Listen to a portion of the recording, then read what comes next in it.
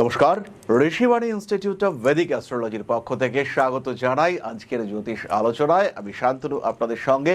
আলোচ্য বিষয় ট্রানজিট, গ্রহ সঞ্চার। গ্রহরা ক্রমাগত স্থান পরিবর্তন করে চলেছে। গ্রহদের এই স্থান পরিবর্তনের নামই হলো গোচর, এবং এই গোচরে এখন এই মুহূর্তে তৈরি হয়েছে একটি ভয়ঙ্কর কাল সর্প যোগ। প্রত্যেকটি রাশি, প্রত্যেকটি লগ্নের মানুষ তারা কিন্তু এই কাল সর্প যোগের দ্বারা প্রভাবিত হচ্ছেন। লক্ষ্য করবেন, কাল সর্প যোগ বলেছি আমি কিন্তু একবারও কাল সর্প দোষ বলিনি, কারণ বহু মানুষের কাছে জীবনের চরম উন্নতির সূত্রপাত আমি দেখেছি কালসর্প যোগের মধ্যেই হতে দেখতে পাওয়া যায়। যাদের কুণ্ডলিতে কালসর্প যোগ থাকে তারা চরম উন্নতি করতে পারে, তারা দ্রুত নিজের ক্ষেত্রটিকে আইডেন্টিফাই করতে পারে, তারা কিন্তু অতি সহজেই নিজের জায়গা তৈরি করতে পারে, নিজের অবস্থান নির্দিষ্ট করতে পারে তারা, এবং অন্যদের থেকে অনেক অনেক বেশি সহজে তারা এই কাজটি করতে পারে। আজকে আমরা আলোচনা করব সিংহ রাশির বিষয়ে। সিংহ রাশিতেই অবস্থান করে রয়েছে কেতু এবং তার ঠিক সপ্তমের রাহু। এই রাহু কেতু অ্যাক্সিসের মধ্যেই কিন্তু সিংহ অবস্থান করে রয়েছে। ফলে এই কাল সর্প যোগ তার জন্য কিন্তু ভীষণ এফেক্টিভ। বাকি সমস্ত গ্রহ তারা কিন্তু এই রাহু কেতু অ্যাক্সিসের মধ্যেই রয়েছে, তার কারণে এই যোগকে আমরা পূর্ণকাল সর্পযোগ বলতে পারি। 1 আগস্ট 2026 শুক্র প্রবেশ করবে কন্যা রাশিতে, এবং তখনই কিন্তু এই কাল সর্পযোগের আক্ষরিক অর্থে অবসান ঘটতে দেখতে পাওয়া যাবে। ফলে 1 জুলাই পর্যন্ত একটু সাবধান সিংহকে হতেই হবে। সপ্তম ভাবে রাহুর এই উপস্থিতিকে বলা হয় তক্ষক কালসর্প দোষ।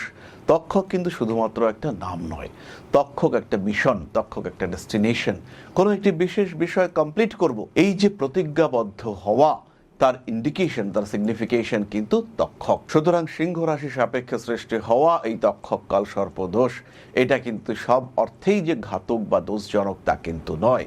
পজিটিভিটিগুলো খুঁজে বার করবার চেষ্টা করা যাক। ব্যয় তো বাড়বে, অতিরিক্ত খরচ অ্যাভয়েড করতে গিয়ে বেশ কিছুটা নাজেহাল হতে চলেছেন সিংহ রাশি বা লগ্নের মানুষরা। খরচের উপরে নিয়ন্ত্রণ রাখতেই হবে। স্বামী স্ত্রী এদের শরীর স্বাস্থ্য নিয়ে কিছুটা দুশ্চিন্তা আসবে, কিন্তু একাদশভাবে বৃহস্পতি থাকাকালীন ব্যবসায় যথেষ্ট লাভবান হতে চলেছেন সিংহ রাশি সিংহ লগ্নের মানুষরা। অর্থাৎ মোটামুটি মে মাস পুরোটাই সিংহের ক্ষেত্রে পজিটিভ এবং বেশ পজিটিভ।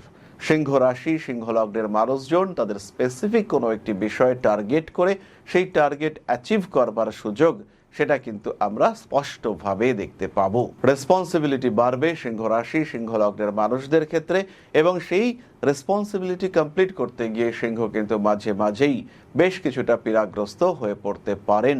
নান্দনিক কাজকর্মের ক্ষেত্রে উন্নতির সম্ভাবনা প্রকৃত অর্থেই রয়েছে, এবং ব্যবসা, আরও একবার বলবো, ব্যবসার ক্ষেত্রে বেশ বড় পরিবর্তনের সুযোগ এটা সিংহের ক্ষেত্রে রয়েছে। খুব সহজেই সিংহ কিন্তু তার ক্ষেত্রটিকে উন্মোচিত করতে পারবেন। খুব কাছের মানুষজন, একটু বয়স্ক মানুষজন, আত্মীয় পরিজন, কুটুম্ব, দিদা ঠাকুমা, ঈদের শরীর স্বাস্থ্য নিয়ে কিন্তু বেশ দুশ্চিন্তা রয়েছে। বাবা মা ঈদের বয়স যদি 70 বা এরকম কাছাকাছি বয়স হয়, তাদেরও শরীর স্বাস্থ্য নিয়ে দুশ্চিন্তা রয়েছে। কোনো কোনো ক্ষেত্রে কোনো কোনো সময় পরিস্থিতি বেশ কিছুটা বিপজ্জনক হয়ে পড়তে পারে।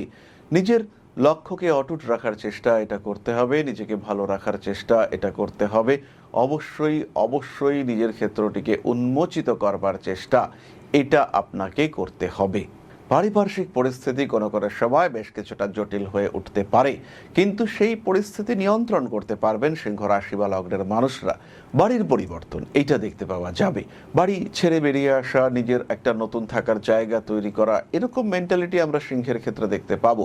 লড়াই, স্ট্রাগল এগুলো তো থাকবে, কিন্তু তার মধ্যেও সিংহ কিন্তু তার নিজের ক্ষেত্র, নিজের জায়গাটিকে প্রতিপন্ন করতে পারবেন। কোনো কোনো সময় গতিশীলতার উপরে কিছুটা চাপ আসতে পারে।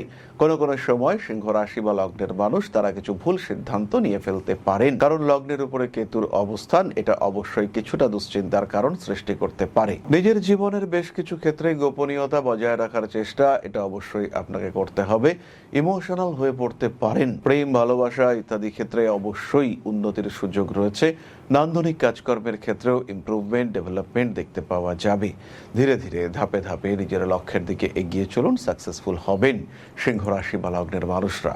অল্প বিস্তর মাথার যন্ত্রণায় কষ্টপ্রাপ্ত হতে পারেন।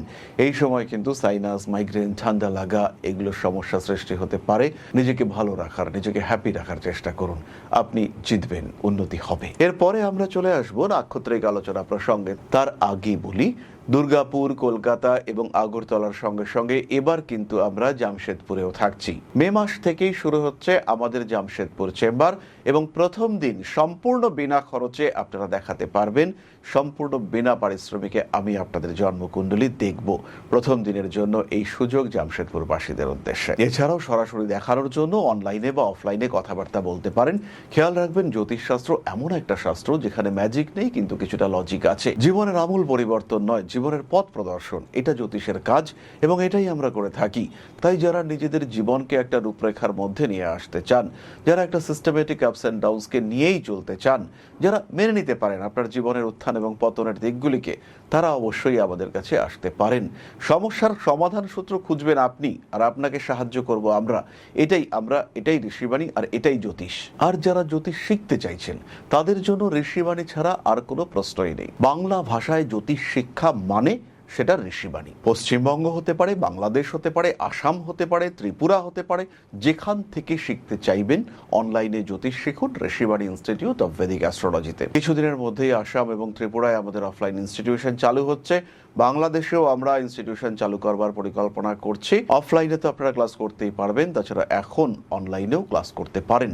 বিশুদ্ধ জ্যোতিষ, একমাত্র ঋষিবাণী। এবার তাহলে চলে আসি নক্ষত্রের কথায়। সিংহ রাশির প্রথম নক্ষত্র মঘা, আকাশের উজ্জ্বলতম নক্ষত্র বা কনস্টিলেশন একে বলা হয়ে থাকে। এবং মঘা নক্ষত্রের জাতক বা জাতিকা তারা এই কালসর্প যোগের মধ্যে বেশ কিছুটা কনফিউজড থাকবেন। তাই বড় ডিসিশন নেওয়ার আগে ইতিহাস, ভূগোল ঘাটাঘাটি করতে হবে। সেই সঙ্গে সঙ্গে করতে হবে ইকোনমিক্সের অঙ্ক। ভুল সিদ্ধান্ত বিপজ্জনক, ঘাতক হতে পারে। রিলেশনশিপের ক্ষেত্রে কিছু অশান্তি সৃষ্টির সম্ভাবনা রয়েছে। চাকরিতে বড় পরিবর্তন ঘটাতে পারেন। ব্যবসার ক্ষেত্রেও ডেভেলপমেন্ট রয়েছে, তবে ইনভেস্ট করার আগে একটু বুঝে নিন। মানসিক দিক থেকে চাপ বাড়তে পারে। আইনি জটিলতা অ্যাভয়েড করে চলার চেষ্টা করুন। বাড়ি পাল্টানো যেতে পারে। প্রেম, ভালোবাসা ইত্যাদি ক্ষেত্রে বেশ ভালো রকম ডেভেলপমেন্ট দেখতে পাওয়া যাবে। পরবর্তী নক্ষত্র পূর্ব ফাল্গুনী। কাজকর্মের সুযোগ আসবেই। এই কালসর্প যোগের মধ্যেই, অর্থাৎ 1 আগস্টের আগেই পূর্ব ফাল্গুনী তার অস্তিত্ব পুনরুদ্ধার করতে পারবেন। শুক্র আপনার রাশিতে প্রবেশ করছে 4 জুলাই। গ্রোথ রেট আসবেই, ডেভেলপমেন্ট হবেই, উন্নতি আপনি দেখতে পাবেন। আপনার জীবনে নতুন যাত্রা পথ সেটা সৃষ্টি হতে দেখতে পাওয়া যাবে। সরাসরি নিজের জীবনে উন্নতির সুযোগ দেখতে পাওয়া যাবে। গ্রোথ রেট বাড়বেই। পূর্ব ফাল্গুনী নক্ষত্রের জাতক বা জাতিকা তারা ধাপে ধাপে নিজের লক্ষ্যের দিকে এগিয়ে যাবেন। নিভৃতে, নির্দ্বিধায়, নিঃসন্দেহে ধীরে ধীরে পূর্ব ফাল্গুনী তার লক্ষ্য উদ্ধার করতে পারবেন। নেগেটিভিটি রয়েছে, ভুল খরচ হতে পারে। ব্যবসার ক্ষেত্রে পার্টনারদের সঙ্গে গন্ডগোল হতে পারে। অতিরিক্ত খরচ ফাইন্যান্সিয়াল কন্ডিশনকে কিছুটা ডাউন করে দিতে পারে। মাথায় আঘাতপ্রাপ্ত হতে পারেন। রিলেশনশিপ নিয়ে ইস্যু তৈরি হতে পারে। কিন্তু সমস্ত কিছুর মধ্যে যদি আমরা আলটিমেট ক্যালকুলেশন করি, সাকসেসফুল পূর্ব ফাল্গুনী নক্ষত্রের মানুষরা। কালসর্প দোষের প্রভাব, কালসর্প যোগের প্রভাব আপনার জন্য পজিটিভ। পরবর্তী নক্ষত্র উত্তর ফাল্গুনী। নতুন ব্যবসায় হাত দিন। এই সময় নিজের বাড়ি পরিবর্তনের চেষ্টা করুন। নিজের অস্তিত্বকে পুনরুদ্ধার করবেন আপনিও। উচ্চশিক্ষায় সাফল্য আসছে। চাকরি প্রাপ্তির ক্ষেত্রে অনেক বড় ইমপ্রুভমেন্ট। কর্মক্ষেত্রের স্থিতিশীলতা বাড়বে। যারা আপনার শত্রু ছিল, হতে পারে বিপরীত লিঙ্গের কোনো মানুষ, হতে পারে কাছের মানুষ, কিন্তু আলটিমেটলি শত্রু, তারা কিন্তু এবার আপনার দিকে ধীরে ধীরে ঘুরতে চেষ্টা করবে। উত্তর ফাল্গুনী নক্ষত্রের মানুষদের কিন্তু অ্যাক্সিডেন্টাল টেন্ডেন্সি রয়েছে। এই কালসর্পযোগ চলাকালীন মে মাসের 11 তারিখের মধ্যেই কিন্তু আঘাতপ্রাপ্তির সম্ভাবনা রয়েছে এবং সেই ক্ষেত্রে শরীরের বাঁ দিকে কিংবা ঘাড়ে কিংবা কাঁধে আঘাতপ্রাপ্ত হতে পারেন। সচেতন হতে হবে আপনাকে। তাহলে এবার আমরা চলে আসব প্রতিকারের কথায়। সাধারণ প্রতিকার হিসেবে ভগবান শিবের পূজা করতে পারেন। শিবলিঙ্গের অভিষেক করা যেতে পারে। পুজো পাঠ করবার চেষ্টা করতে পারেন। গণেশজির অভিষেক করতে পারেন দুর্বা এবং মধুর সাহায্যে। তার সঙ্গে সঙ্গে পাঠ করতে পারেন শিব তাণ্ডব স্তোত্র। আর যারা এই তক্ষক কালসর্পদোষের কবলে রয়েছেন, সিংহ রাশি বা লগ্নের মানুষরা, তারা অবশ্যই নাগদোষ নিবারক মন্ত্র পাঠ করতে পারেন। পাঠ করুন মহামৃত্যুঞ্জয় মন্ত্র, রুদ্রাভিষেক, এটা অবশ্যই আপনাকে করতে হবে এবং এটা কন্টিনিউয়াসলি করবার চেষ্টা করুন। ভালো থাকুন, সুস্থ থাকুন, নিজের জীবনকে সম্পূর্ণরূপে উপভোগ করবার চেষ্টা করুন। সমৃদ্ধ মা শ্রী শ্রী আদি শক্তির পূর্ণ আশীর্বাদ বর্ষিত হোক আপনাদের উপর। সমৃদ্ধ, আরো সমৃদ্ধ হয়ে উঠুক আপনাদের প্রত্যেকের জীবন। জয় মা আদি শক্তি। নমস্কার।